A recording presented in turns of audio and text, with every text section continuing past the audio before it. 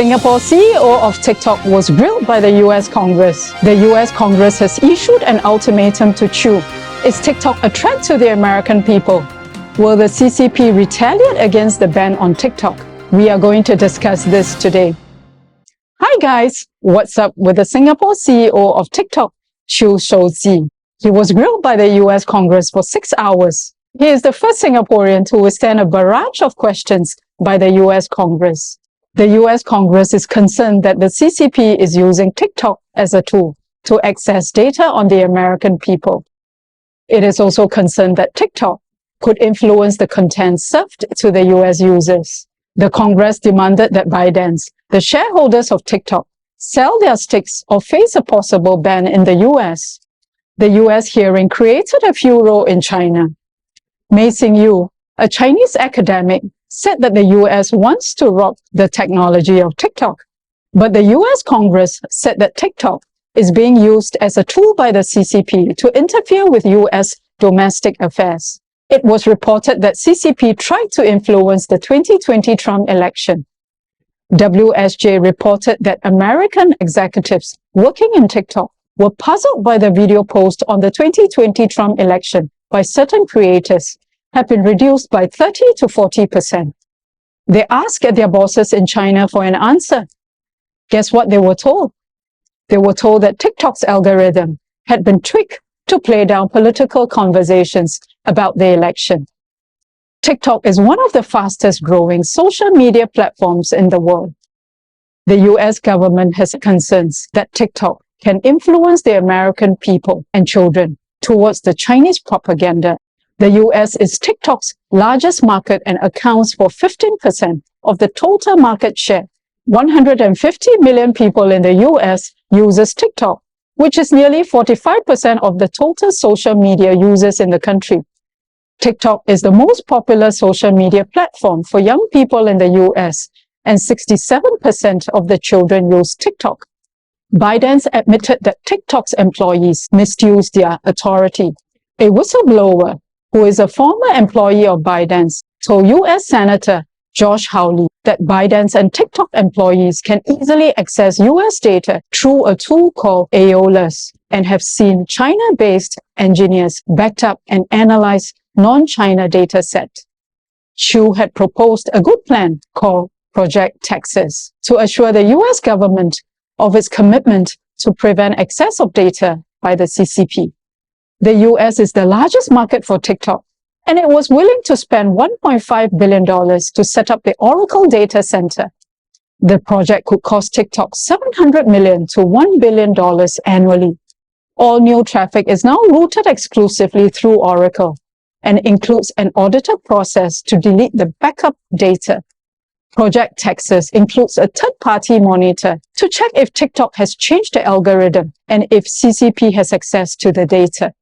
TikTok would also create a subsidiary, US Data Security, or USDS, who will report to CFIUS, who reports directly to the US Treasury. What did the experts say about Project Texas? They say it will be difficult for CCP to access the data. But the bottom line for the US government is that ByteDance is a Chinese company. If the CCP wants the data, can ByteDance say no? What are the consequences if Chinese companies or anyone goes against the CCP? Look at what happened to Jack Ma. He owned Ant Group, and his company was to launch the biggest IPO in Hong Kong in November 2020. The IPO was cancelled by the CCP 2 weeks before the launch because Ma criticized the CCP. Ma was seemingly going against the CCP. CCP didn't care that the IPO was the biggest in the history of Hong Kong listing, nor that it would cost billions of dollars of losses to investors. Ma had to give up control of Ant because of his criticism.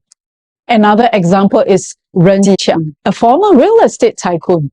He wrote an essay criticizing Xi Jinping's handling of COVID-19 in March 2020. This is tantamount to going against the CCP. He went missing shortly after writing the essay and has been sentenced to 18 years in jail on charges of corruption. CCP controls everything. All Chinese companies and people have to comply with the CCP. The US Congress had only one thing on its mind: They want 100% certainty from the TikTok chief that the CCP cannot have access to the US data. Perhaps Biden thought that the US Congress would be convinced by a Singaporean CEO rather than a Chinese CEO that the data is safe. Mr. Shou, I'd like to direct your attention to the screen for a short video, if you don't mind.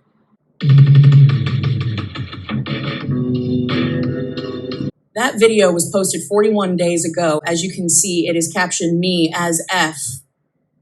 At the House Energy and Commerce Committee on March 23rd of this year. This video was posted before this hearing was publicly noticed.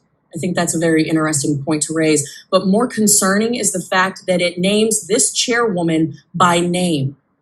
Your own community guidelines state that you have a firm stance against enabling violence on or off TikTok. We do not allow people to use our platform to threaten or incite violence or to promote violent extremist organizations, individuals, or acts. When there is a threat to public safety or an account is used to promote or glorify off-platform violence, we ban the account. This video has been up for 41 days. It is a direct threat to the chairwoman of this committee, the people in this room, and yet it still remains on the platform. And you expect us to believe that you are capable of maintaining the data security, privacy, and security of 150 million Americans where you can't even protect the people in this room? Data security is not the only concern for the US government. Parents in the US are increasingly worried about their children's safety and mental well-being from the use of TikTok. TikTok is not safe for children. It pushes challenges to kids, and at least 20 kids were reported to have died in the past 18 months from the blackout challenge. The blackout challenge encourages kids to choke themselves until they become unconscious and make a video of themselves regaining consciousness. What's more tragic is at least 15 of these kids have died filming their own deaths. TikTok also pushes videos on rapid weight loss challenges, telling teenagers to purge, take laxatives, drink only on some days, and eat 300 calories a day. We all know that rapid weight loss is harmful and can lead to severe consequences such as loss of muscle mass, seizures, anemia, and formation of gallstones. These challenges cause deterioration of mental health, and many teenagers suffer from depression and anxiety. There are other harmful TikTok challenges like the Trank Challenge, which encourage kids to take sedatives, and Fire Challenge, where kids end up burning themselves. Is the US the only country concerned over the security threat posed by TikTok? India was the first country to ban TikTok and 58 Chinese apps throughout India in 2020. 9 other countries, Canada, Belgium, Denmark, France, New Zealand, Norway, the Netherlands, the UK, Poland, have all banned their civil servants and government agencies from using TikTok. The EU has also banned TikTok in the parliament. Mao Ning, spokeswoman for China's foreign ministry, said China opposes the sales of TikTok by the Chinese owners, nor a ban on TikTok. The question is, will the CCP retaliate against the US tech companies and US businesses in China if the US bans TikTok? The CCP had retaliated against the US before. In July 2020, the US government had sanctioned Chinese officials and closed the Chinese consulate in Houston over CCP's violation on trade, intellectual property, and human rights through the implementation of the Hong Kong National Security Law. CCP responded tit for tat and closed the US consulate in Chengdu. Well, the CCP might think twice about retaliating against the US this time round.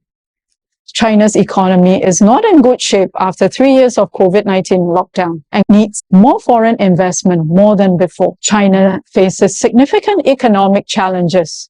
The IMF expects China's economy to expand 5.2% this year and projects China's GDP growth to fall below 4% in the next 5 years. The contraction in China's real estate remains a major headwind, and the local government is widely known to be debt-ridden. China has restructured some of the local real estate financing. China's population is shrinking and it faces slowing productivity growth. The demand for housing, even in the lower tier cities, has already slowed down. A shrinking population will make the problem worse. China is facing a worsening budget deficit, and a rapidly aging population will increase the burden of local government spending on welfare. Do you think CCP will retaliate against the US if it bans TikTok? Drop us a line. If you like the video, please like, subscribe, and share.